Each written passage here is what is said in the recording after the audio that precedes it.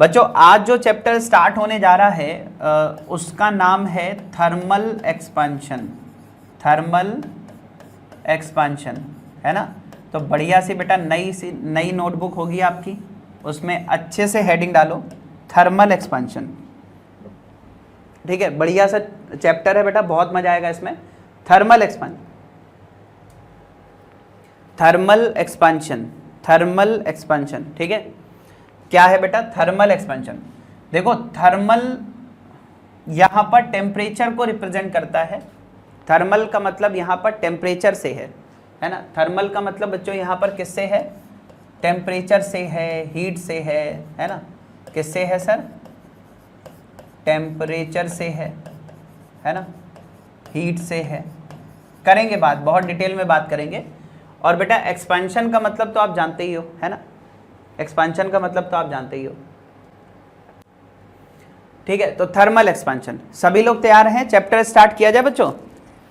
हाँ, बहुत बढ़िया चैप्टर है बेटा। और कहीं कोई डाउट है, वैसे तो डाउट आने नहीं देंगे, वैसे फिर भी अगर कोई डाउट आता है तो आप पूछ सकते हैं। ठीक है, अच्छा कितने बच्चों ने ये चैप्टर पहले पढ़ रखा है? बताओ भाई, कितने लोगों ने ये चैप्टर पहले पढ़ रखा है? पढ़ा तो होगा ही। अरे मैं कुछ पूछने नहीं जा रहा हूँ, कुछ को लग रहा है ऐसा ना हो कुछ पूछ लें अचानक से। मैं कुछ नहीं पूछ रहा, बस आप बताइए कितने लोगों ने चैप्टर पहले पढ़ रखा है? थर्मल एक्सपेंशन ये वाला चैप्टर कितने लोगों ने पहले पढ़ रखा है?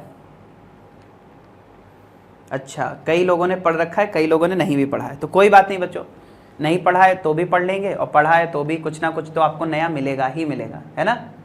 चलिए, तो सर थर्मल एक्सपेंशन क्या होता है? बेटा देखो, थर्मल एक्सपेंशन का मतलब ये होता है, थर्मल एक्सपेंशन का मतलब ये होता है कि जैसे मान लो बच्चों यहाँ पर हमारे पास कोई रॉड है ना। यहाँ पर मान लीजिए बच्चों हमारे पास कोई रॉड है, ठीक। और इस रॉड की जो लंबाई है, इस रॉड की जो लंबाई है वो मान लो L है ना बच्चों। एक रॉड है, रॉड की लंबाई यानी कि लेंथ मान लीजिए कितनी है? L है। और ये जो लेंथ है बच्चों वो किसी ना किसी टेम्परेचर पर होगी, है कि नहीं भाई? जैसे मान लो आपसे कोई पूछता है कि बताओ भाई इस रॉड की लंबाई क्या है, तो आप बताओगे भाई उसकी लंबाई ये है, लेकिन जब आप उसकी लेंथ बता रहे हो तो वो लेंथ किसी ना किसी टेम्परेचर पर होती है। यानी कि भाई टेम्परेचर T पर उसकी लेंथ कितनी है ना, बात ऐसे बोलते हैं। टेम्परेचर T पर इस रॉड की लंबाई यानी लेंथ कितनी है बच्चों? L है। बताओ भाई टेम्परेचर T पर इस रॉड की लेंथ बच्चों कितनी है? L है ना। तो पहली बात तो ये हो गई। ठीक है, हाँ सर बिल्कुल सही बात है। अब बच्चों अगर मैं टेम्परेचर को इंक्रीज करूं, ध्यान से सुनना, अगर मैं टेम्परेचर को इंक्रीज करूं, अगर मैं टेम्परेचर को इंक्रीज करूं, ठीक है, तो बच्चों टेम्परेचर को मान लो आपने T से इंक्रीज करके कर दिया T प्लस डेल्टा T। ठीक है, टेम्परेचर को बच्चों T से इंक्रीज करके कितना कर दिया? T plus delta T। तो जब आपने टेम्परेचर को इंक्रीज किया तो आपने ये देखा कि इसकी लेंथ L से इंक्रीज होके L प्लस डेल्टा L हो गई। बताइए बच्चों, इसकी लेंथ L से बढ़ करके कितनी हो गई? L प्लस डेल्टा L हो गई। तो इससे हमने क्या सीखा कि जब हम टेम्परेचर को इंक्रीज करते हैं तो इसकी लेंथ भी इंक्रीज हो जाती है। बोलो बच्चों, क्या सीखा हमने यहाँ से? कि सर टेम्परेचर इंक्रीज करने पर लेंथ इंक्रीज हो जाती है ना। मतलब यहाँ से हम ये सीख रहे हैं कि सर जब आप टेम्परेचर को इंक्रीज करोगे तो सर इसकी लेंथ भी इंक्रीज हो जाएगी। बहुत बढ़िया, यानी कि टेम्परेचर बढ़ाने पर लेंथ इंक्रीज हो रही है। इसी को हम लोग बोलते हैं थर्मल एक्सपेंशन।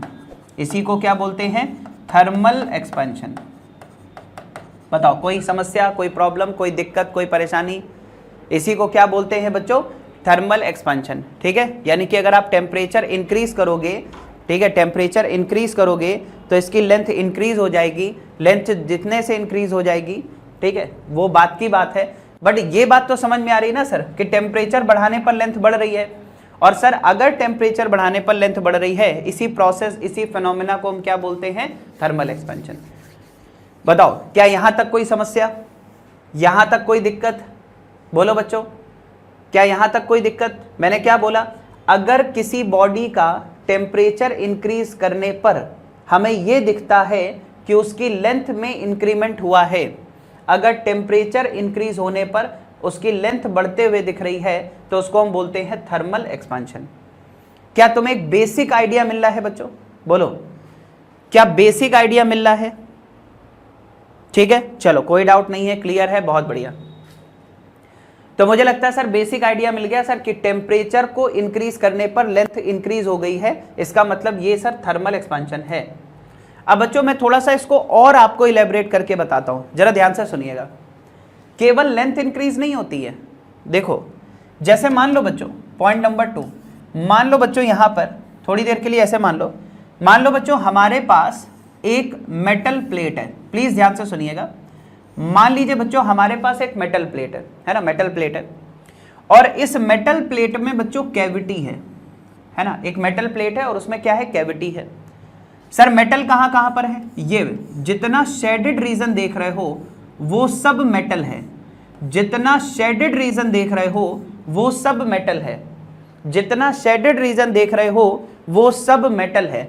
ठीक है, तो शेडेड रीजन क्या है, मेटल। तो बेटा ये हमारे पास एक मेटल प्लेट हो गई, मेटल प्लेट हो गई, और इस मेटल प्लेट में अंदर जो आप ये देख रहे हो ये क्या है सर, कैविटी है। कैविटी मतलब वहां पर कुछ भी नहीं है, ठीक है, खोखला है, हॉलो है। तो एक मेटल प्लेट है जिसमें यहां पर कैविटी है ना। ये बच्चों किसी टेम्परेचर टी पर होगा, तो भाई टेम्परेचर टी पर है ना, ये बच्चों ऐसा है। अब बताओ जरा, अगर मैं टेम्परेचर को इंक्रीज करूंगा तो क्या होगा? ध्यान से सुनना बेटा, जब आप टेम्परेचर को इंक्रीज करोगे, जब आप टेम्परेचर को इंक्रीज करोगे तो बच्चों यहां पर ध्यान देना, आप मेटल प्लेट पर कोई भी 2 पॉइंट आप ले लीजिए। इस मेटल प्लेट पर बच्चों कोई भी 2 पॉइंट आप ले लो। मैंने क्या बोला? मेटल प्लेट पर कोई भी 2 पॉइंट ले लो, तो टेम्परेचर इंक्रीज करने पर मैं क्या बोल रहा हूं, separation between any 2 points, separation between any 2 points of metal plate. सही है ना बच्चों? Separation between any 2 points of metal plate ये भी इंक्रीज होगी। ठीक है, अगर आप टेम्परेचर बढ़ाओगे तो मेटल प्लेट के कोई भी 2 पॉइंट ले लो, उनके बीच की सेपरेशन बढ़ेगी। मेटल प्लेट के बच्चों कोई भी 2 पॉइंट ले लो, उनके बीच की सेपरेशन बढ़ेगी। सर ये कैसे बढ़ेगी? देखो बेटा, जैसे मान लो मैंने 1 पॉइंट यहां ले लिया, 1 पॉइंट यहां ले लिया, बताओ इनके बीच की सेपरेशन बढ़ेगी कि नहीं बढ़ेगी? बोलो बच्चों, 1 पॉइंट यहां ले ले, 1 पॉइंट यहां ले ले, ये दोनों पॉइंट कहां पर है? मेटल प्लेट पर है। तो टेम्परेचर बढ़ाने पर इन दोनों पॉइंट के बीच की सेपरेशन बढ़ेगी। बताओ क्लियर है सभी को? मैंने क्या बोला? जब आप टेम्परेचर को बढ़ाओगे तो मेटल प्लेट के कोई भी 2 पॉइंट आप ले लो, उनके बीच की डिस्टेंस इंक्रीज होगी। तो इसका मतलब ये हुआ, इसका मतलब बच्चों ये हुआ कि जब टेम्परेचर बढ़ाओगे तो ये मेटल प्लेट कुछ ऐसी हो जाएगी। मैं क्या बोल रहा हूं, ध्यान से सुनो। जब आप टेम्परेचर बढ़ाओगे तो मेटल प्लेट कुछ ऐसी हो जाएगी, मतलब टेम्परेचर बढ़ाने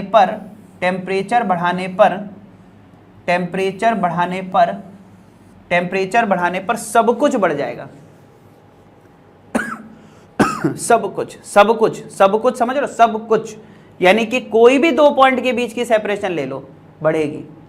तो बच्चों मुझे एक बात बताओ कि जो मेटल प्लेट पहले आपको वैसी दिखाई दे रही थी, अब वो आपको ऐसी दिखाई दे रही है। अब जो मैं पूछ रहा हूं उसका आंसर देना बच्चों।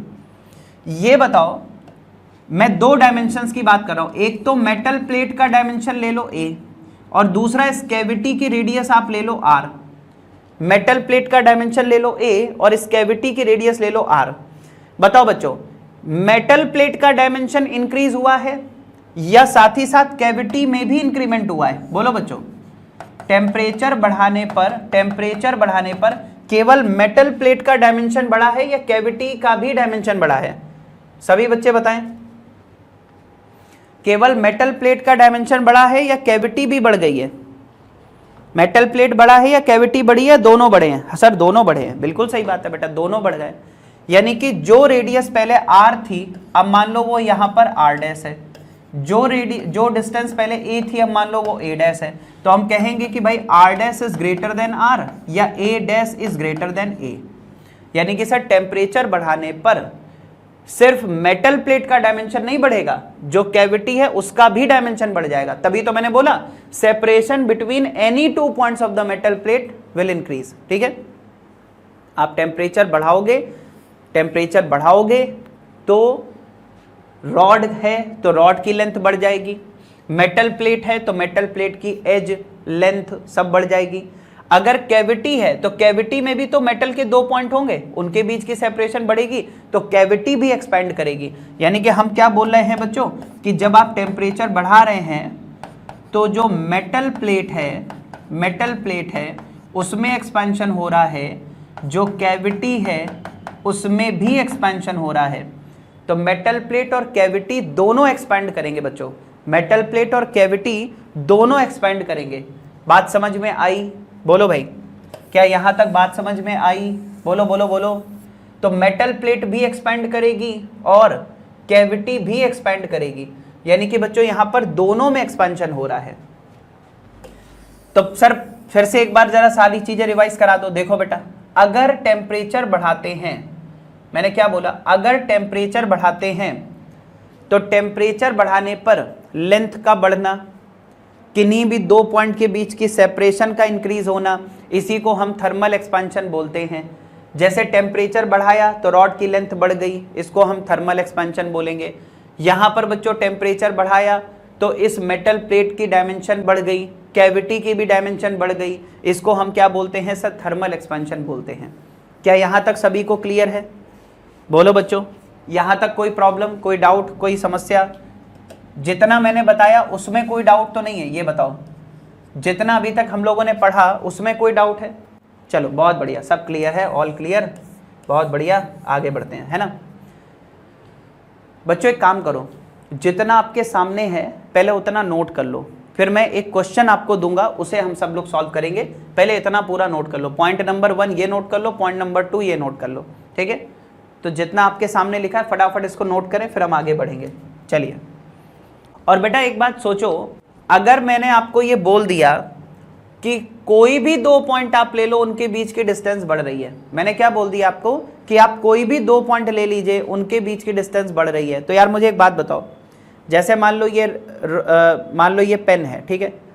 अगर टेम्परेचर बढ़ाओगे तो यहां पर 2 पॉइंट लोगे तो भी सेपरेशन बढ़ेगी, इस एरिया पर अगर 2 पॉइंट लोगे तो भी सेपरेशन बढ़ेगी। तो बेटा एरिया भी तो बढ़ेगा, वॉल्यूम भी बढ़ेगा, लेंथ भी बढ़ेगा, सब कुछ बढ़ेगा। बात समझ में आ रही है? सब कुछ बढ़ेगा, क्योंकि जब ये वाली बात बोल दी गई ना कि 2 पॉइंट कोई भी तुम ले लो, उनके बीच की सेपरेशन टेम्परेचर बढ़ाने पर बढ़ेगी, तो सब कुछ इंक्रीज होगा। ठीक है, बात समझ में आ गई? लेकिन कैसे इंक्रीज होगा, क्या फॉर्मूला लगेगा, वो हम धीरे धीरे चैप्टर में सीखते चले जाएंगे। बेटा देखो, केवल मजे के लिए हम लोग नहीं आए, पढ़ने आए हैं, सही है? हाँ, पढ़ाई में मजा आना चाहिए, वो अच्छी बात है ना? चलो, तो थर्मल एक्सपेंशन। अब बेटा एक क्वेश्चन है मेरा एक क्वेश्चन है आपसे, बहुत शानदार क्वेश्चन है और सभी लोग इसका आंसर देंगे। देखो, ऑनलाइन में एक बात का फायदा होता है, ऑनलाइन में एक चीज का बहुत फायदा होता है कि जो आपका आंसर होता है ना, वो सिर्फ आपका होता है। क्यों बच्चों? ऑनलाइन में यही फायदा है, आपका आंसर केवल आपका है। ऑफलाइन में क्या होता है, मान लो किसी एक बच्चे ने बोल दिया सर इसका ये आंसर होगा, तो सबको पता चल जाता है कि हाँ भाई ये आंसर होगा। समझ रहे हैं? ऑनलाइन में क्या है, आपका आंसर केवल आपका है, कोई और उसको नहीं बता सकता, क्योंकि चैट सबको दिख नहीं रही है, वो मुझे ही दिख रही है यहाँ पर, है ना, किसका क्या आंसर है। चलिए, तो बेटा देखो यहाँ पर एक हमारे पास ये बच्चों एक मेटल की रॉड है, लेकिन रॉड का शेप आप देख लेना किस तरीके का है। तो इस तरीके से एक मेटल की ऑब्जेक्ट है, ठीक है, एक मेटल ऑब्जेक्ट है और वो ऐसे है, ठीक है। और इसी के साथ बच्चों यहां पर एक और मेटल ऑब्जेक्ट है, लेकिन उसको हमने इस तरीके से रखा है। एक और मेटल ऑब्जेक्ट है, उसको हमने इस तरीके से रखा है। एक और मेटल ऑब्जेक्ट है, उसे हमने इस तरीके से रखा है कि यहां पर एक मेटल ऑब्जेक्ट है, ठीक है, और बच्चों एक मेटल ऑब्जेक्ट यहां पर है। अच्छा बच्चों, आप में से कितने लोग हैं जो इस बार का नीट एग्जाम देंगे? एग्जाम तो दे रहे हैं ना बेटा आप लोग इस बार का? 25 का एग्जाम दे रहे हो कि नहीं दे रहे हो? 25 का एग्जाम दे रहे हो या नहीं दे रहे हो? हाँ एग्जाम दो बेटा, एग्जाम देना जरूरी है ना। एग्जाम में बैठो, भले अपने मार्क्स आए ना आए कोई दिक्कत नहीं, ठीक है। कम से कम बच्चों ये तो पता चलेगा कि जो चैप्टर हमने अभी पढ़ा है उसमें हम कितना अच्छा कर पाए। क्यों बच्चों? हाँ, जैसे मान लो थर्मल एक्सपेंशन पढ़ रहे हैं, तो थर्मल एक्सपेंशन का क्वेश्चन अगर आया तो वो सही होना चाहिए। आई बात समझ में? और जितना तुमने पुराना पढ़ रखा है वो सब तुम्हारे काम आएगा। और सबसे अच्छी बात है बच्चों, एग्जाम में एक एक्सपीरियंस मिलता है बैठने का, है ना। तो एग्जाम सभी को देना है ना, अच्छी बात है। कई बार क्या करते हैं, फॉर्म हम भर देते हैं, लेकिन फिर जब हम तैयारी करने लगते हैं 26 की तो 25 का एग्जाम ही नहीं देते। फॉर्म भी भर रखा है, सब कुछ है, लेकिन फिर एग्जाम नहीं दिया। ऐसा मत करना, एग्जाम सभी को देना है, ठीक है। जिन्होंने भी फॉर्म फिल कर रखा है एग्जाम जरूर दीजिएगा। तो बच्चों यहां पर अगर आप देखो तो एक ऑब्जेक्ट तो आपको ये दिख रही है, पूरी एक सिंगल मेटल बॉडी है। और यहां पर बच्चों अगर आप देखो दो मेटल बॉडी है, एक मेटल बॉडी ये आपको दिख रही है और एक मेटल बॉडी ये आपको दिखाई दे रही, ठीक है। अब ध्यान से सुनना बच्चों, यहां पर एक पॉइंट है, इसका नाम है ए, और यहां पर एक पॉइंट है, इसका नाम है बी। यहां पर अगर देखो तो ये जो पॉइंट है इसका नाम है सी, और यहां पर एक पॉइंट है इसका नाम है डी, ठीक है। तो आपको बताना है कि जब हम टेम्परेचर इंक्रीज करेंगे ऑन इंक्रीजिंग द टेम्परेचर, ठीक है, ऑन इंक्रीजिंग द टेम्परेचर, पहला ऑप्शन है बच्चों कि डिस्टेंस ए बी इंक्रीज करेगी और डिस्टेंस सी डी भी इंक्रीज करेगी। दूसरा ऑप्शन है बेटा ए भी इंक्रीज करेगा और सी डी डिक्रीज करेगा। तीसरा ऑप्शन है बच्चों ए बी डिक्रीज करेगा और सी डी इंक्रीज करेगा। एंड लास्ट ऑप्शन है बच्चों ए बी और सी डी दोनों डिक्रीज करेंगे। तो आपको बताना बच्चों इनमें से कौन सा आंसर सही होगा, ए बी और सी डी के साथ कौन सा, मतलब टेम्परेचर अगर आप इंक्रीज करते हो तो ए और बी के बीच की सेपरेशन इंक्रीज होगी या डिक्रीज होगी, सी और डी के बीच की सेपरेशन इंक्रीज होगी या डिक्रीज होगी। तो आप समय ले लो, कोई दिक्कत नहीं, टाइम ले लीजिए और जरा सॉल्व करके बताइए क्या आएगा। सभी बच्चे सॉल्व करके बताएंगे क्या आएगा।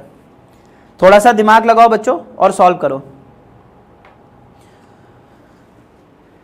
अच्छा, सेकंड और थर्ड के बीच में जंग छिड़ी हुई है, कुछ लोग फोर्थ पे भी चले गए हैं, तो सेकंड थर्ड फोर्थ, अच्छा फर्स्ट भी आ रहा है, ठीक है, बहुत बढ़िया। तो बेटा मतलब चारों ऑप्शन का बराबर सम्मान किया जा रहा है, बराबर रिस्पेक्ट दी जा रही है, चारों ऑप्शन को बराबर रिस्पेक्ट दी गई है, किसी में कमी ना रह जाए कहीं। हाँ देखो बेटा ए भी है, बी भी है, सी भी है, डी भी है, चारों ऑप्शन आपने बता दिए, चलो बढ़िया है। मतलब अब कोई कमी रह नहीं गई है, तो मुझे सीधे बता देना चाहिए, अब इसको सॉल्व कर देना चाहिए। बच्चों ध्यान से सुनना जरा, सबसे पहले हम बात करते हैं ए बी पर, है ना। बेटा एक बात बताओ, ये ए और बी कंसेप्चुअली चीजों को समझो। बेटा ए और बी ये दोनों पॉइंट क्या एक सिंगल बॉडी पर एग्जिस्ट कर रहे हैं?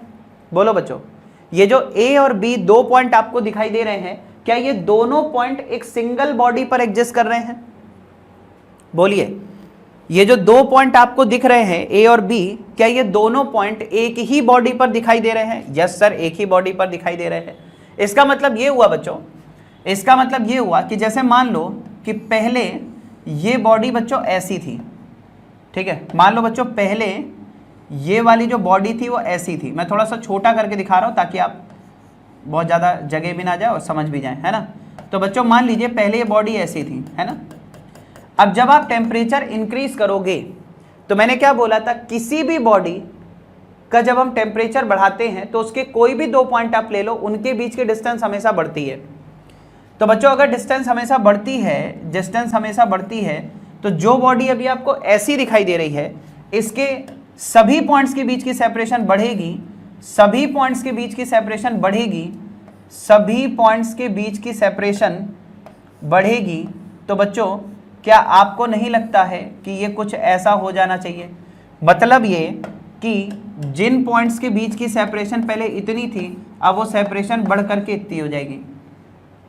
बताइए भाई, क्योंकि सर आपने बोला था कि अगर एक सिंगल बॉडी है तो सिंगल बॉडी के कोई भी दो पॉइंट आप ले लो, उनके बीच की डिस्टेंस बढ़ेगी। यानी कि सर ये तो कंफर्म हो गया कि टेम्परेचर बढ़ाने पर ए बी तो बढ़ेगा, टेम्परेचर बढ़ाने पर बच्चों ए बी बढ़ेगा, टेम्परेचर बढ़ाने पर ए बी बढ़ेगा, यानी कि थर्ड ऑप्शन और फोर्थ ऑप्शन तो हो नहीं सकता, ए बी तो बढ़ना ही चाहिए, क्योंकि ए और बी ऐसे दो पॉइंट हैं जो एक सिंगल बॉडी पर एग्जिस्ट करते हैं। हाँ सर बिल्कुल सही बात है, समझ में आ गया कि एक ही बॉडी पर दो पॉइंट हैं तो उनके बीच की सेपरेशन बढ़ेगी, तो ए और बी के बीच की सेपरेशन बढ़ेगी। अब बात करते हैं बच्चों सी और डी की, ये थोड़ा सा मजेदार चीज है।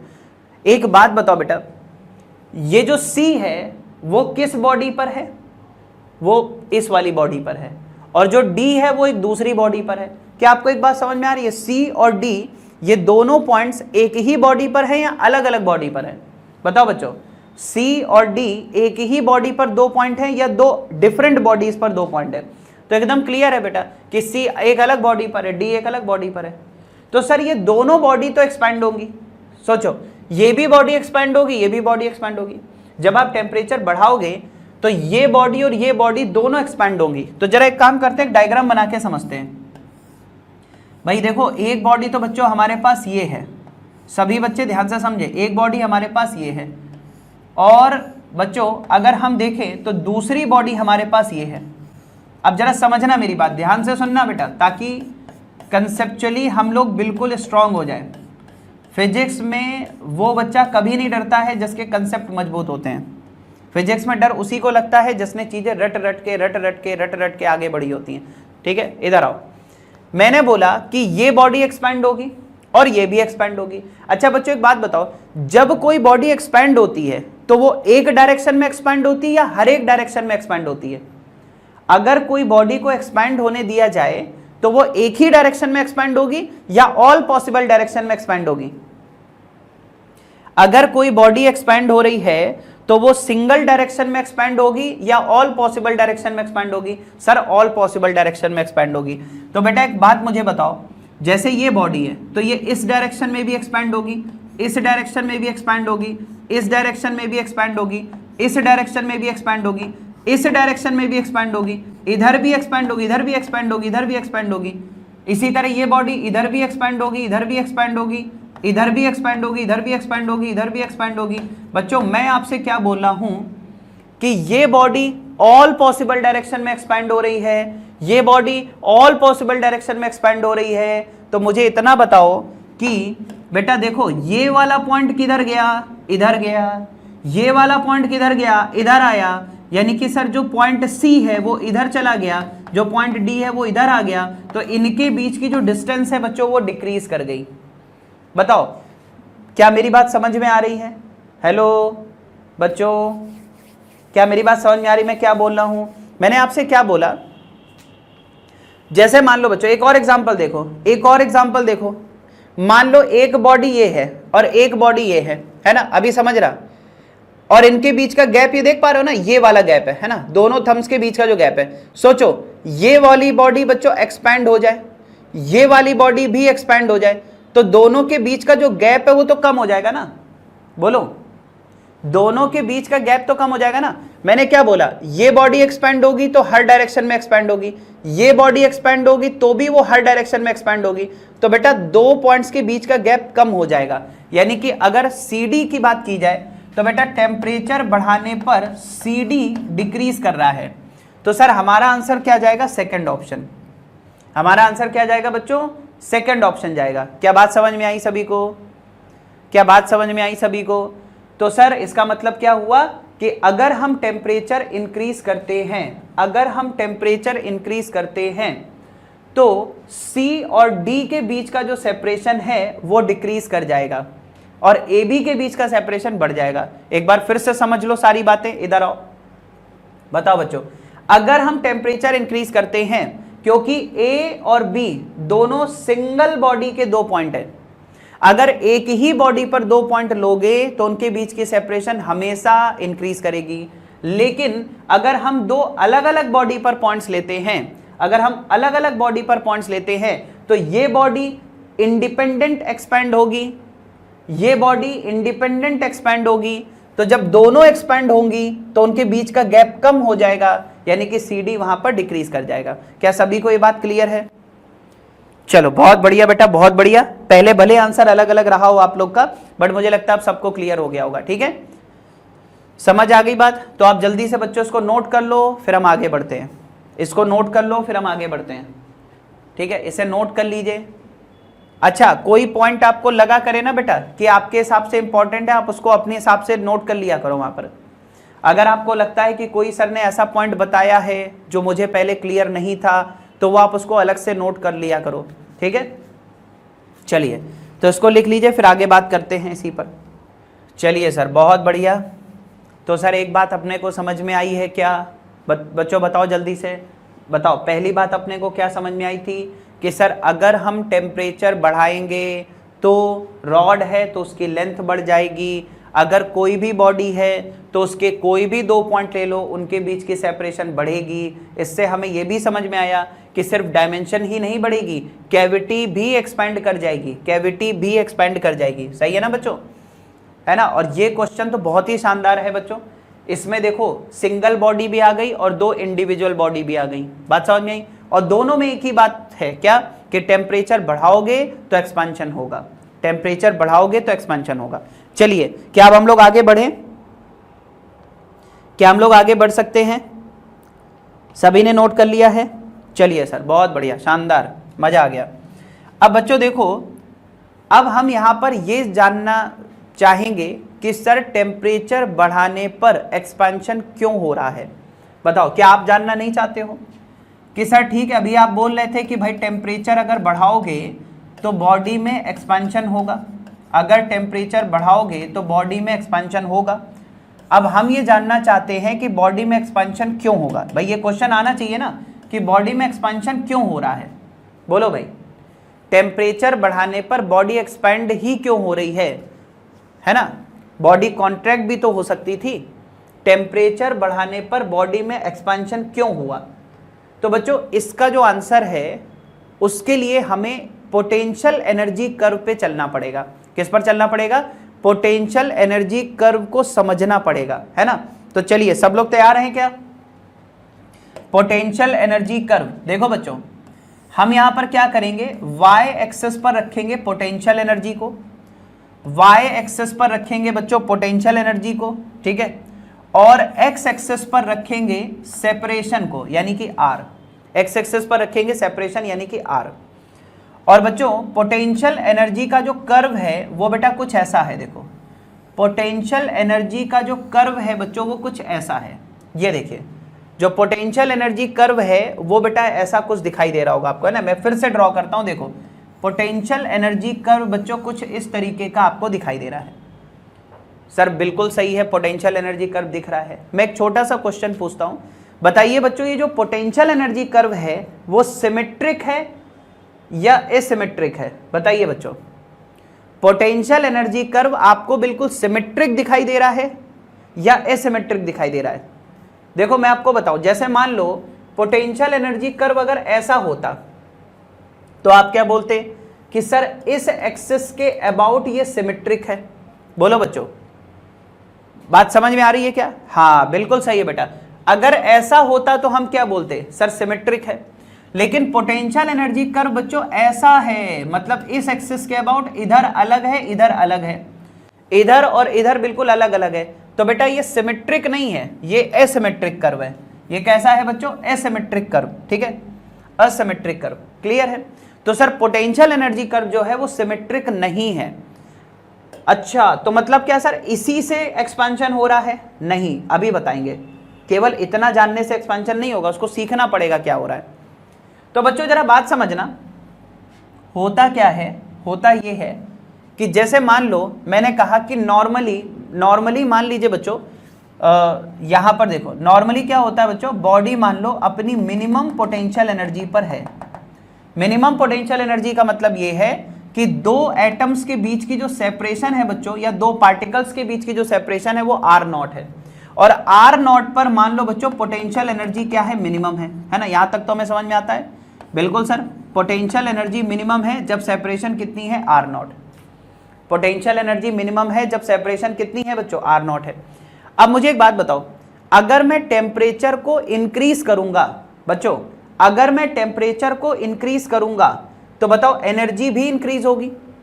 बोलो भाई, अगर मैं टेम्परेचर को इंक्रीज करूंगा तो सर एनर्जी भी इंक्रीज होगी।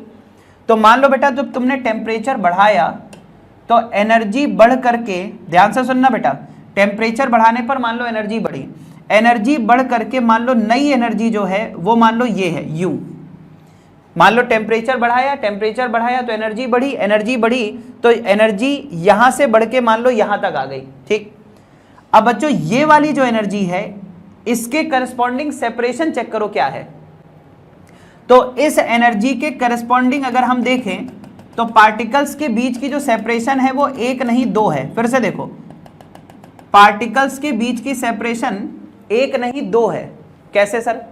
जब आपने एनर्जी बढ़ा करके यू किया, बेटा देखो पहले एनर्जी क्या थी, कम थी, तो सेपरेशन कितनी थी, R0 थी। अब जब टेम्परेचर बढ़ा, एनर्जी बढ़ी, तो एनर्जी जब बढ़ी बच्चों तो एक सेपरेशन तो आपको यहां पर दिखाई दे रही होगी, ये वाली एक सेपरेशन तो बच्चों इस पॉइंट पर दिखाई दे रही है, वो मान लीजिए यहां पर R1 है, ठीक है। और बच्चों इसी एनर्जी पर एक और सेपरेशन दिखाई दे रही है, यानी दो पार्टिकल्स के बीच की सेपरेशन एक और है, और वो बच्चों यहां पर क्या है, R2 है। क्या सभी को ये बात समझ में आ रही है? यानी कि जब हम एनर्जी बढ़ा करके यू करते हैं तो इस एनर्जी के करस्पॉन्डिंग एक सेपरेशन तो है R1 जो R0 से कम है, और बच्चों दूसरी सेपरेशन है R2 जो R0 से ज्यादा है। क्या यहां तक सभी को क्लियर है? क्या यहां तक सभी को क्लियर है? बताओ बच्चों।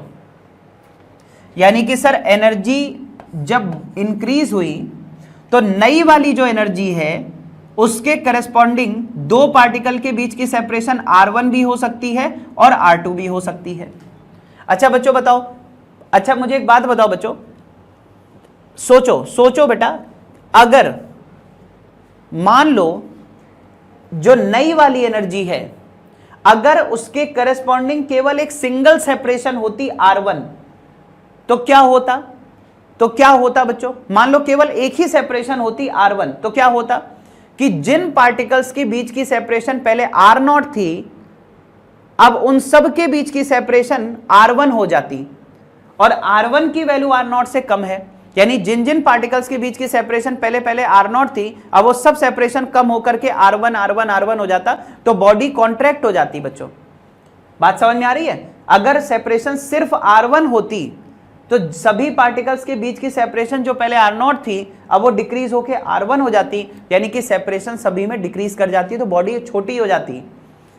अच्छा, अगर सेपरेशन सिर्फ R2 होती तो बॉडी एक्सपेंड हो जाती, लेकिन सर यहां तो इस एनर्जी के करस्पॉन्डिंग सेपरेशन R1 भी है और R2 भी है, तो अब क्या होगा? तो अब ध्यान से सुनना बच्चों, अब हम कहते हैं कि भाई R1 और R2 का एवरेज देखो क्या है। भाई R1 क्या है बच्चों? R0 से कम है, और R2 क्या है? R0 से ज्यादा है। बच्चों बताइए, अगर मैं इसकी एवरेज वैल्यू लूं, यानी R1 और R2 का एवरेज अगर लिया जाए तो वो एवरेज बच्चों बिल्कुल बीच में आएगा, मतलब R0 पर आएगा, या R0 से ज्यादा होगा या कम होगा? बताइए, क्योंकि एक चीज सभी बच्चे ध्यान रखना, ये जो गैप है इससे ज्यादा ये वाली लेंथ है, समझो बच्चों, इससे ज्यादा गैप ये वाला है। तो अगर मैं आपसे पूछता हूं कि R1 और R2 का एवरेज कितना होगा, तो बताओ बच्चों, एवरेज यहां पर मिलेगा या फिर यहां पर कहीं मिलेगा? बताओ, ए और बी, फटाफट बताइए। R1 और R2 का जो एवरेज होगा वो A पर मिलेगा या B पर मिलेगा? R1 और R2 का जो एवरेज होगा वो पॉइंट A पर मिलेगा या B पर मिलेगा? A पर मिलेगा या B पर? बेटा एवरेज जो होता है वो बीच में होता है, ध्यान से सुनो।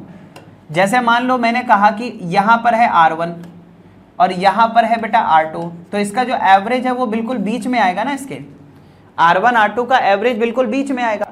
अब जब यहां देखोगे तो आपको ये बात समझ में आएगी, ध्यान से सुनना बेटा, R1 और R2 का जो एवरेज है मैंने कहा वो बीच में आएगा। तो सर अगर हम देखें तो ये पूरा गैप हो गया R1 R2 के बीच का। बताओ बच्चों, R1 R2 का जो मिड आएगा वो तो यहां पर कहीं मिल रहा है ना, ये खुद समझो बेटा। भाई R0 कैसे हो सकता है? R0 तो तब होता है जब ये वाला गैप और ये वाला गैप बराबर होता। आप देख पा रहे हो ये गैप कम है और ये वाला गैप ज्यादा है, ये वाला गैप कम है, ये वाला गैप ज्यादा है। तो अगर ये ज्यादा है तो बेटा एवरेज वैल्यू थोड़ी उधर शिफ्ट हो जाएगी ना, बोलो। इसका मतलब ये कि R1 R2 का जो मिड है, तो मिड पे ध्यान दो, मिड पे भाई R1 कुछ है, R2 कुछ है, तो इसका मिड कहां होगा? बिल्कुल बीच में होगा ना। चलो मैं एक न्यूमेरिकल एग्जांपल ले लेता हूं, मैं एक न्यूमेरिक एग्जांपल ले लेता हूं, उससे आप समझ जाओगे। मान लो बच्चों R0 जो है इसकी वैल्यू तुम थोड़ी देर के लिए मान लो 5 है, ठीक है, हाँ सर। R1 की वैल्यू थोड़ी देर के लिए मान लो 3 है ना, ये 5 है, ये 3 है, मतलब 5 से 2 कम किया 3 आ गया। अच्छा ये वाला गैप बड़ा है, तो 5 में मान लो 5 जोड़ दिया, 5 में मान लो 5 जोड़ दिया, ये 10 आ गया, या 5 में मान लो 4 जोड़ दिया, ये 9 आ गया, कुछ भी मान लो, है ना। तो जो R2 है वो मैंने 9 ले लिया। भाई ये वाला गैप कितना है? 2, और ये वाला गैप कितना है? 4, मतलब इस वाले से ये वाला गैप बड़ा है, उसका मैंने ध्यान रखा है। अब बताओ बच्चों, अगर मैं आपसे बोलूं कि 3 और 9 का एवरेज ले लो, बताओ 3 और 9 का एवरेज क्या आएगा? तो सर एवरेज लेने का तरीका क्या होता है? 3 + 9 डिवाइडेड बाई 2, यानी कि बेटा 12 डिवाइडेड बाई 2, ये तो 6 आ रहा है।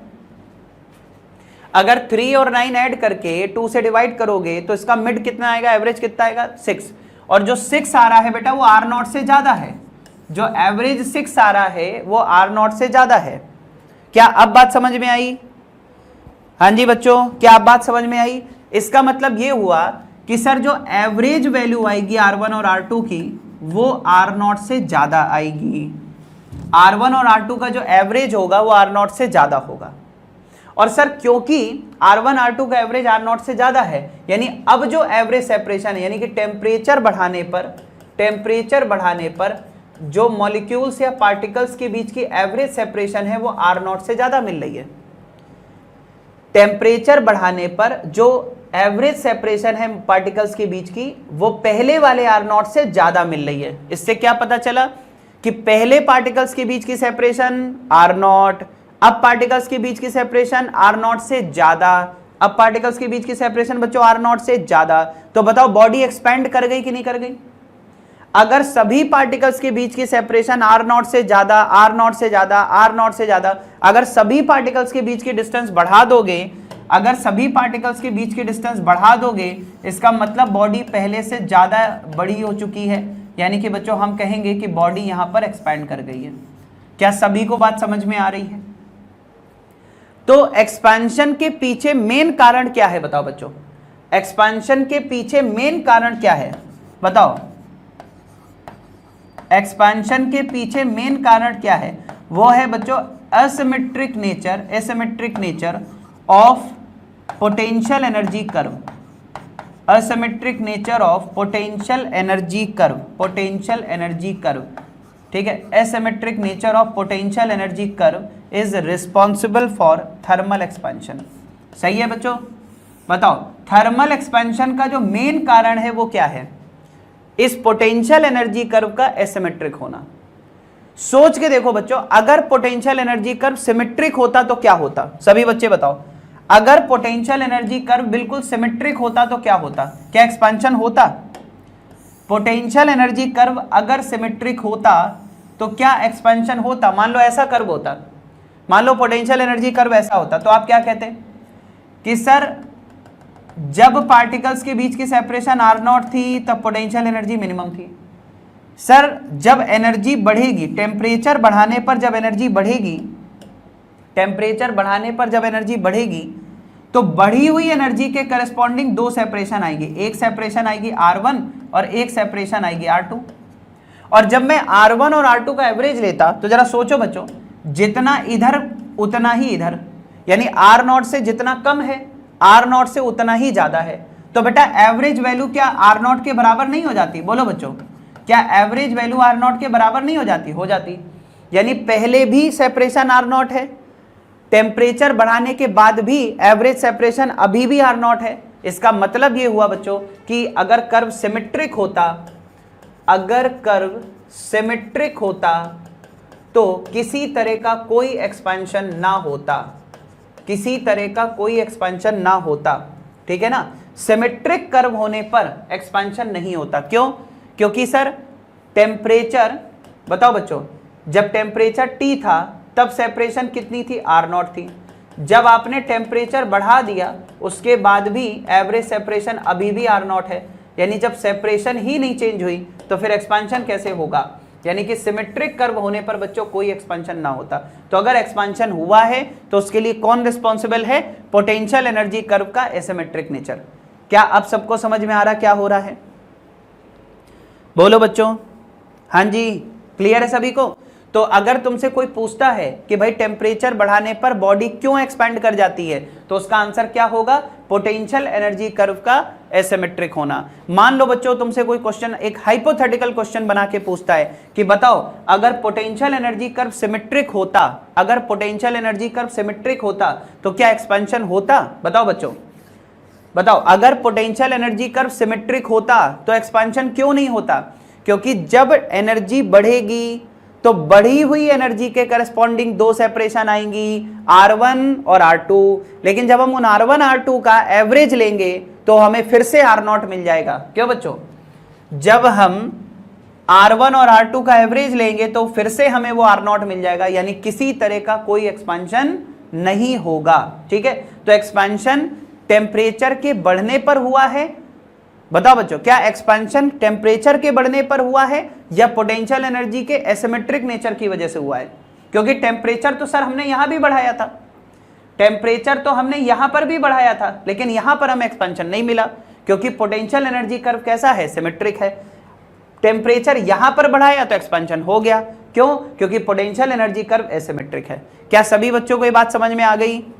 हाँ जी, क्लियर है? चलो सर, बहुत बढ़िया। तो एक काम करो बेटा, इसको नोट करो और इसको नोट करो, ठीक है, फिर हम आगे बढ़ेंगे। बिल्कुल बिल्कुल बिल्कुल, बहुत शानदार, बहुत शानदार।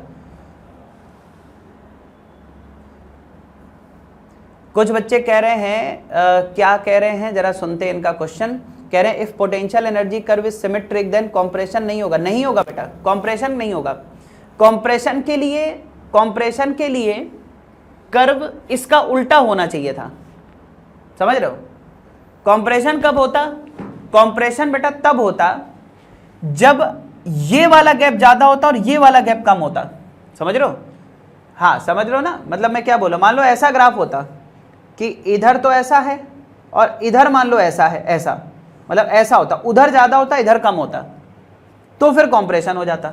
समझ रहे हैं भाई? देखो, जो यहां पर आप समझो ज्यादा कौन है, जैसे सेपरेशन कम कितना हुई? इतना, और सेपरेशन बढ़ी कितना? इतना। तो अगर सेपरेशन का बढ़ना ज्यादा यहां पर है तो एक्सपांड ही होगी बॉडी। सही है? चलो सभी लोग जरा इसको नोट करो, फिर अगली वाली लाइन नोट करो, फिर हम आगे बात करेंगे। बिल्कुल बिल्कुल बेटा, बिल्कुल बिल्कुल बिल्कुल। सिमेट्री होगी तो ना तो एक्सपेंशन होगा ना कॉन्ट्रैक्शन होगा। क्यों? क्योंकि सर एवरेज सेपरेशन हमेशा R0 के बराबर रहेगी, ना तो R0 से ज़्यादा होगी ना R0 से कम होगी।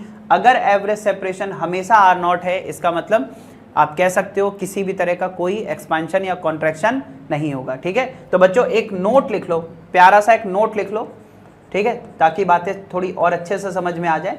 तो एक नोट लिख लीजिएगा बच्चों, लिख लेना एसिमेट्रिक नेचर। लिख लो बच्चों सभी लोग, asymmetric nature of potential energy curve, asymmetric nature of potential energy curve, asymmetric nature of potential energy curve, asymmetric nature of potential energy curve is responsible for, asymmetric nature of potential energy curve is responsible for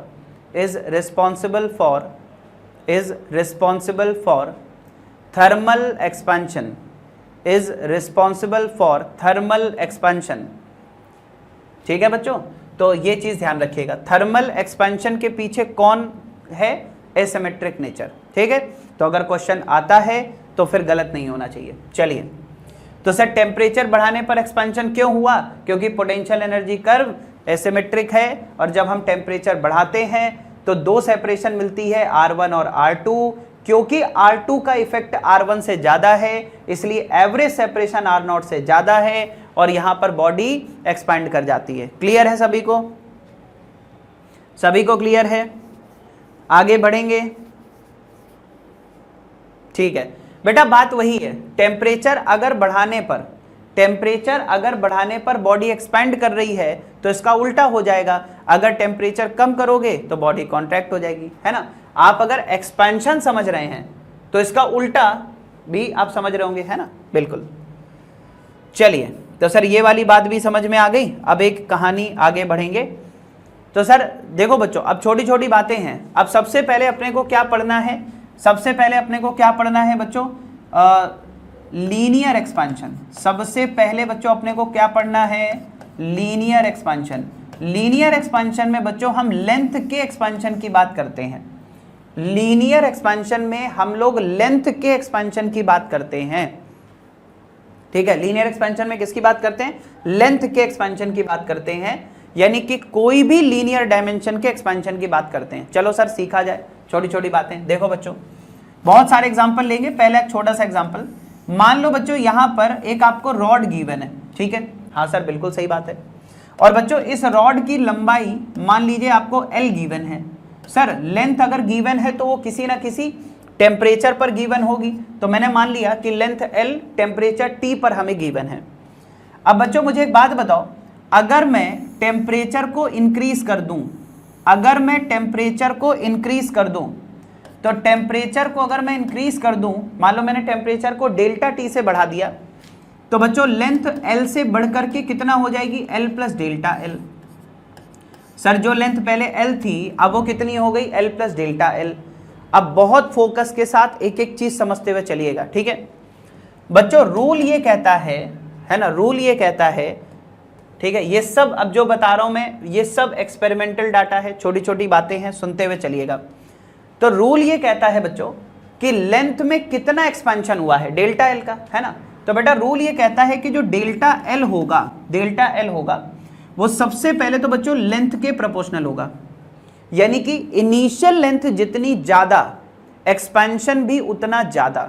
क्या बात समझ में आई, initial length जितनी ज्यादा उतना ही expansion ज्यादा मिलेगा आपको, यानी कि एक्सपेंशन जो हो रहा है बच्चों वो सबसे पहले तो इनिशियल लेंथ के प्रोपोर्शनल है। अच्छा सर दूसरी बात क्या है, देखो बेटा दूसरी बात ये है कि जो लेंथ में चेंज हो रहा है वो टेम्परेचर चेंज के भी प्रोपोर्शनल है। हाँ सर ये बात तो समझ में आती है, कैसे भाई, देखो जितना ज्यादा टेम्परेचर बढ़ाओगे एक्सपेंशन भी उतना ज्यादा होगा, यानी कि बच्चों डेल्टा L टेम्परेचर चेंज के भी प्रोपोर्शनल होगा। यानी कि दो बातें तो यहां से समझ में आ गई, क्या कि इनिशियल लेंथ बच्चों जितनी ज्यादा लेंथ में चेंज उतना ज्यादा, टेम्परेचर जितना ज्यादा चेंज करोगे लेंथ में चेंज उतना ज्यादा होगा। अब अगर मैं इन दोनों बातों को एक साथ लिखने की कोशिश करूं तो मैं ये कहूंगा कि जो एक्सपेंशन यानी कि डेल्टा L है वो बच्चों बताइए किसके प्रोपोर्शनल है, किसके प्रोपोर्शनल है, लेंथ के प्रोपोर्शनल है और डेल्टा T के प्रोपोर्शनल है। बात समझ में आ रही है, लेंथ में जो चेंज आ रहा है वो इनिशियल लेंथ के प्रोपोर्शनल है और साथ ही साथ बच्चों टेम्परेचर चेंज के भी प्रोपोर्शनल है। अब एक काम करते हैं, अब एक काम करते हैं बेटा, ये प्रोपोर्शनैलिटी साइन हटा दो। जब ये प्रोपोर्शनैलिटी साइन हटाएंगे तो यहां पर एक कांस्टेंट आएगा। हमेशा याद रखो कभी भी तुम प्रोपोर्शनैलिटी साइन हटाओगे सर एक कांस्टेंट आएगा। चलो अच्छा हटाते हैं बेटा, जैसे ही मैंने प्रोपोर्शनैलिटी साइन हटाया और इक्वल लगाया अब यहां पर एक कांस्टेंट आता है। बच्चों जो कांस्टेंट आता है उसको बोलते हैं प्रोपोर्शनैलिटी कांस्टेंट।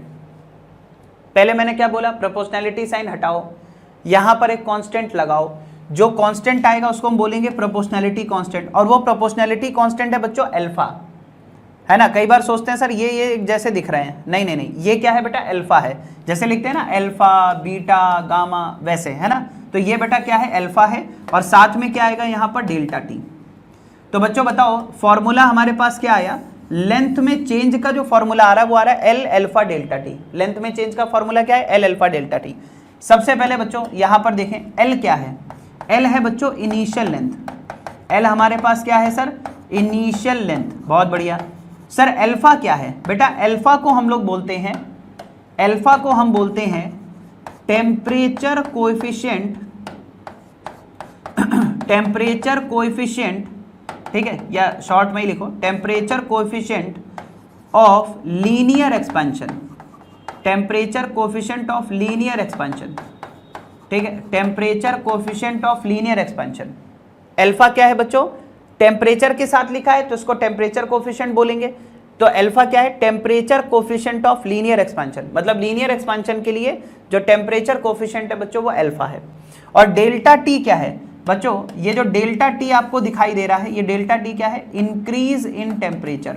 डेल्टा टी क्या है बच्चों? इंक्रीज इन टेम्परेचर, या आप इसको और अच्छे से बोलो तो आप बोल सकते हो चेंज इन टेम्परेचर। क्या बोल सकते हो? चेंज इन टेम्परेचर, ठीक है। और सर ये क्या है? Change in length.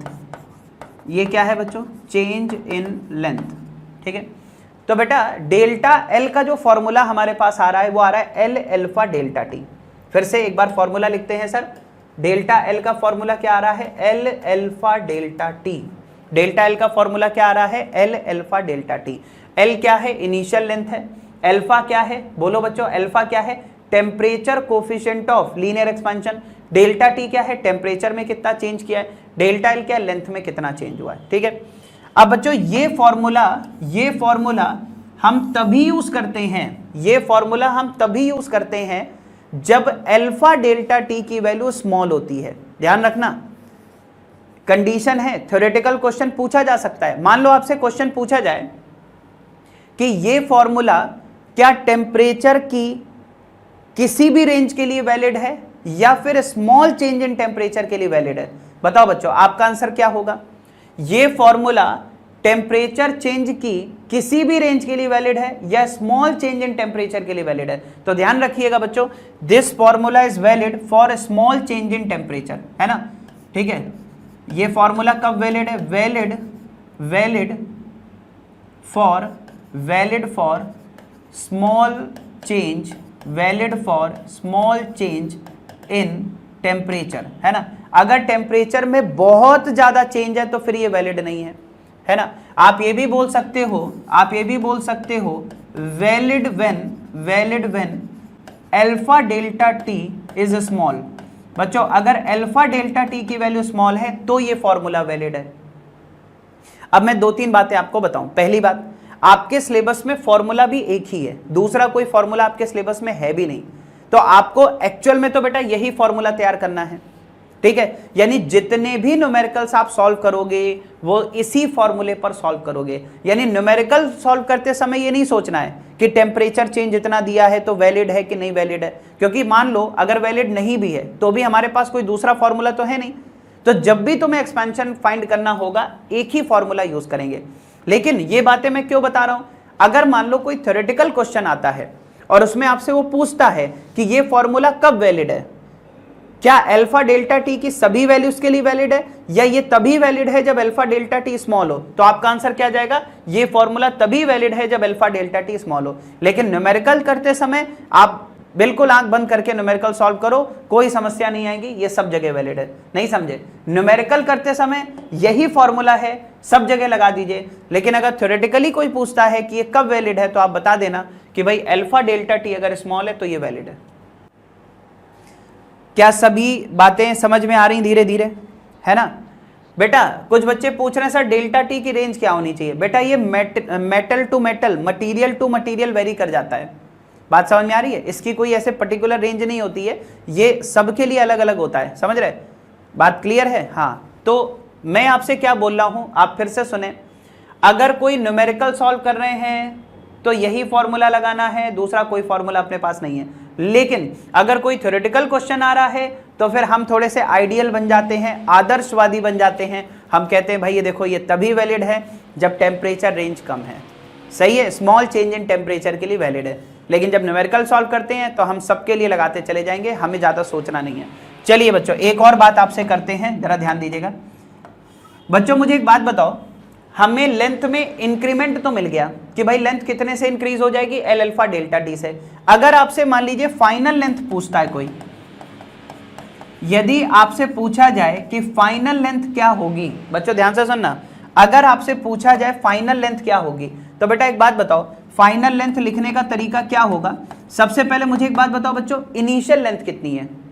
बताओ इनिशियल लेंथ कितनी है? तो सर इनिशियल लेंथ तो एल थी, चलो बहुत बढ़िया, तो इनिशियल लेंथ एल थी प्लस, अब बताओ बच्चों लेंथ में चेंज कितना आया है? तो उसका फॉर्मूला हमारे पास क्या है? L alpha delta T. तो हम कहेंगे लेंथ में चेंज आया है एल अल्फा डेल्टा टी। तो बच्चों अगर इसमें से एल कॉमन कर लो तो ये हो जाएगा 1 प्लस अल्फा डेल्टा टी। बच्चों ध्यान दीजिएगा, तो सर फाइनल लेंथ हमारे पास क्या आ रही है? इनिशियल लेंथ ब्रैकेट में 1 plus alpha delta T initial length bracket में 1 प्लस अल्फा डेल्टा टी।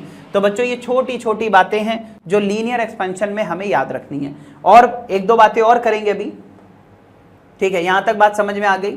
अब बच्चों मुझे एक चीज और बताइए, अगर मैं पूछूं अल्फा की यूनिट क्या होगी, है ना, अगर मैं आपसे पूछूं कि भाई यूनिट ऑफ अल्फा क्या होगी, अल्फा की यूनिट क्या होगी, तो बच्चों एक बात बताओ, एक बार फॉर्मूला लिखते हैं, डेल्टा एल बराबर क्या था sir, L alpha delta T.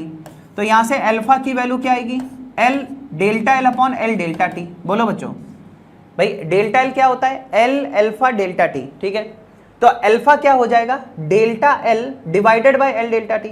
अब जरा समझना बच्चों, ये बताओ ये क्या है सर, लेंथ है, तो लेंथ की यूनिट क्या होती है सर, मीटर।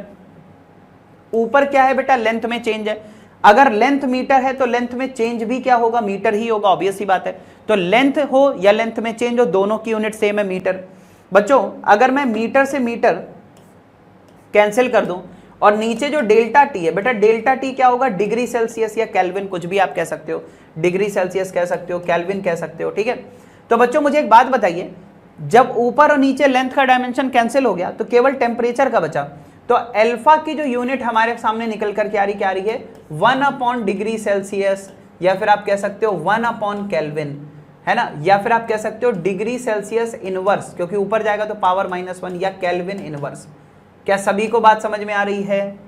तो बच्चों अगर आपसे पूछता है कोई कि अल्फा की यूनिट क्या है, या तुम जितनी भी अल्फा की वैल्यूज देखोगे उसमें क्या यूनिट लगी होगी, 1 upon degree Celsius, 1 upon kelvin, इस तरीके से चीजें चलेंगी। तो एक काम करो भाई, सबसे पहले इतना नोट कर लो, फिर आगे बात करते हैं, ठीक है। सभी बच्चे पहले इतना नोट कर लें, फिर हम आगे बढ़ते हैं, ठीक है। चलिए नोट कर लीजिए, चलिए बहुत बढ़िया बहुत बढ़िया बहुत बढ़िया। अब आगे बढ़ते हैं बच्चों, एक क्वेश्चन आपके सामने अभी रखूंगा मैं, नीट 2016 में वो क्वेश्चन पूछा गया, नीट 2016 में 2016 में आया था, फिर यही क्वेश्चन बच्चों नीट 19 में क्वेश्चन पूछा गया था, समझ रहे हैं बच्चों।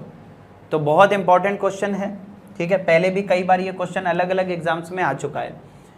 क्वेश्चन क्या है जरा समझना बच्चों, क्वेश्चन यहां पर ये है कि भाई एक रॉड है हमारे पास, एक रॉड है हमारे पास जिसकी लेंथ L1 है और अल्फा 1 है, ठीक है।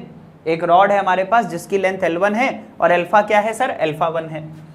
यहीं पर बच्चों एक और रॉड है, और इस रॉड की जो लेंथ है वो यहां पर L2 है और अल्फा 2 है, ठीक है।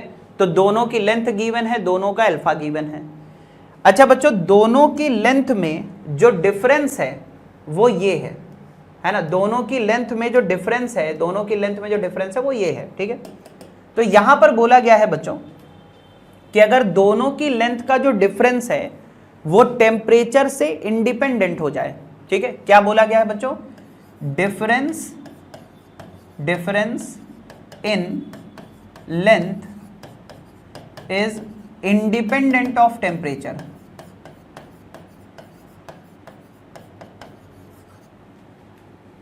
ठीक है ना बच्चों, लेंथ का जो डिफरेंस है वो टेम्परेचर से बच्चों इंडिपेंडेंट है। ध्यान से सुनना भाई, इसकी लेंथ L1 है, इसकी लेंथ L2 है। अब ये कह रहे हैं कि जब आप टेम्परेचर इंक्रीज करोगे तो ऑब्वियस सी बात है बच्चों, इसकी भी लेंथ इंक्रीज होगी, इसकी भी लेंथ इंक्रीज होगी। बताओ, अगर आप टेम्परेचर बढ़ाओगे तो फर्स्ट रॉड में एक्सपेंशन होगा, सेकेंड रॉड में भी एक्सपेंशन होगा, फर्स्ट रॉड में एक्सपेंशन होगा, सेकेंड में भी एक्सपेंशन होगा।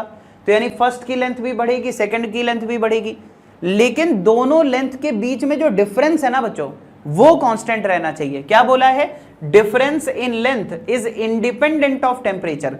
तो आपसे पूछा है बच्चों उसकी कंडीशन क्या होगी, है ना, आपको यहां पर उसकी कंडीशन फाइंड करनी है कि ऐसी कौन सी कंडीशन आ जाए जिससे कि लेंथ का जो डिफरेंस हो वो टेम्परेचर पर डिपेंड ना करे, ठीक है। अब सभी बच्चे ध्यान से सुने, मैं इसको सॉल्व कैसे कर रहा हूं।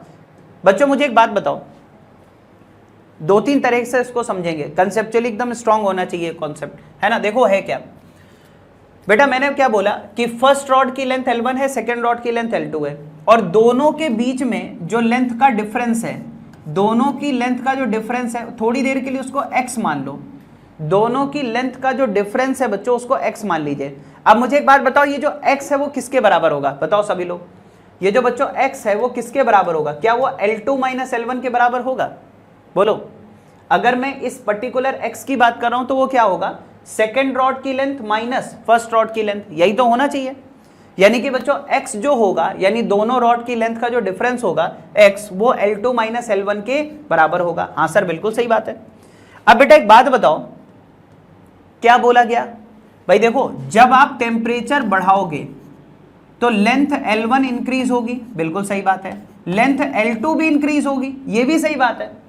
लेकिन क्वेश्चन क्या कह रहा है कि इन दोनों लेंथ का जो डिफरेंस है बच्चों, वो टेम्परेचर पर डिपेंड नहीं कर रहा है। यानी कि टेम्परेचर बढ़ाने पर दोनों लेंथ का जो डिफरेंस है, यानी कि L2 माइनस L1 जो है वो कांस्टेंट रहना चाहिए, वो टेम्परेचर पर डिपेंड नहीं करना चाहिए। और बच्चों L2 माइनस L1 क्या है, x है, यानी कि x यहां पर क्या है बच्चों, कांस्टेंट है। यानी कि टेम्परेचर बढ़ाने पर x में किसी तरह का कोई चेंज नहीं आना चाहिए।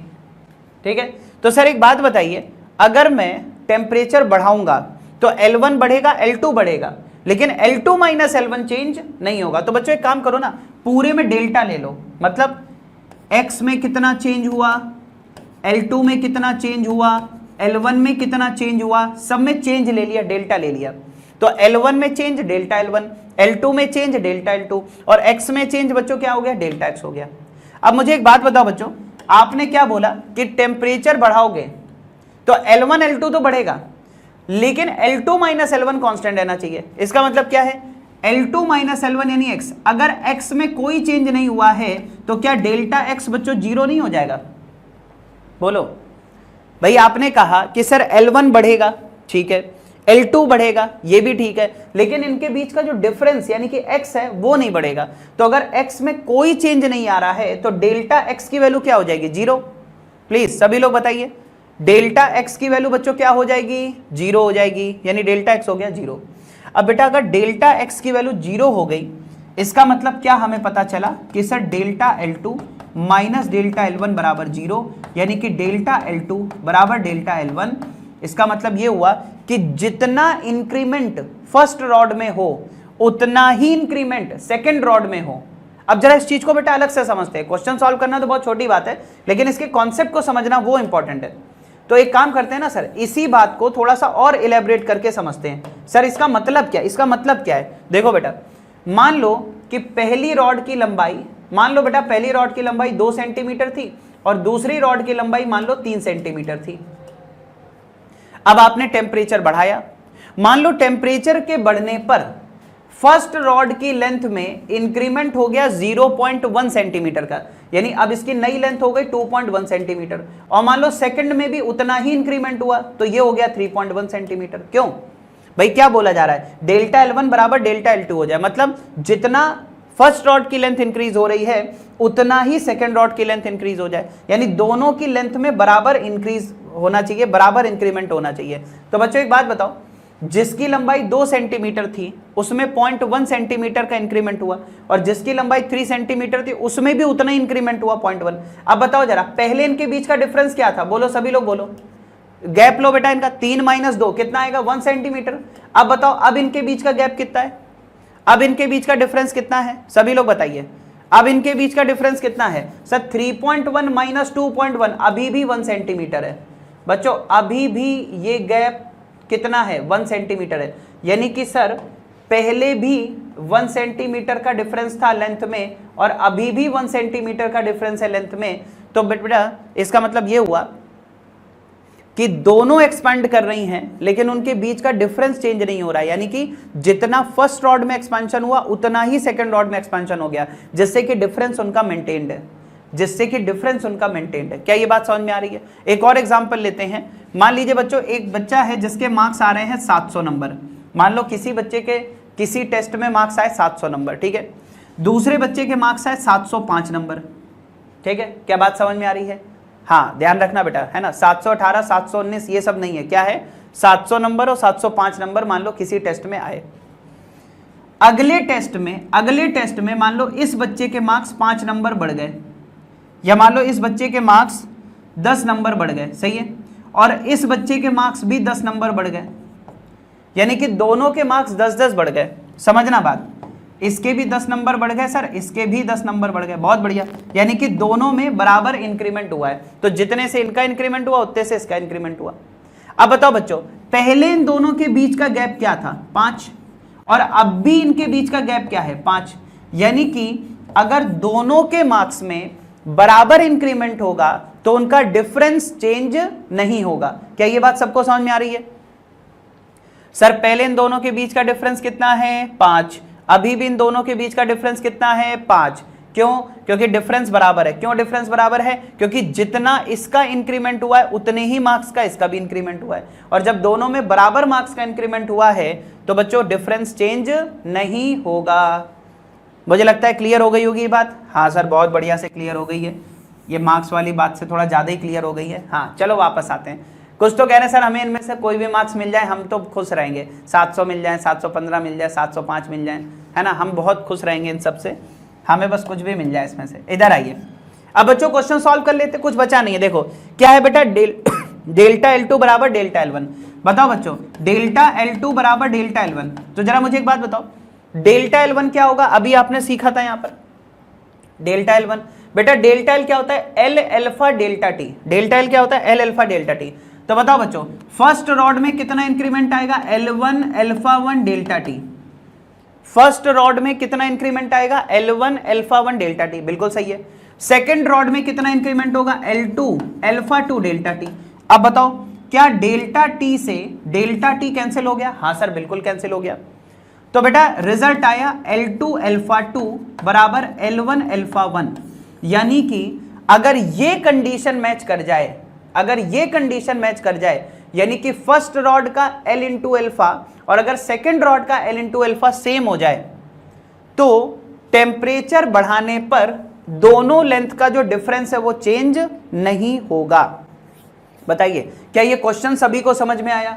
बहुत इंपॉर्टेंट क्वेश्चन है बच्चों, सोचो 16 में पूछा गया, 19 में पूछा गया, इसलिए क्वेश्चन इंपॉर्टेंट है। और पहले भी कई बार ये क्वेश्चन इधर उधर अलग अलग एग्जाम्स में पूछा गया है, ठीक है, चाहे वो हम जेईई मेंस की बात कर लें, है ना, AIPMT की बात कर लें, तो ये क्वेश्चन पहले भी कई बार आ चुका है, बहुत इंपॉर्टेंट क्वेश्चन है। एक बार फिर से जरा समझ लेते हैं क्वेश्चन क्या था बच्चों।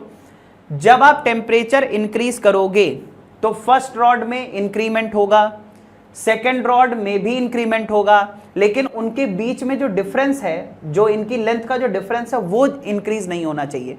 तभी तो आप बोलोगे कि लेंथ का जो डिफरेंस है वो टेम्परेचर से इंडिपेंडेंट है। तो बताओ बच्चों ऐसा कब होगा?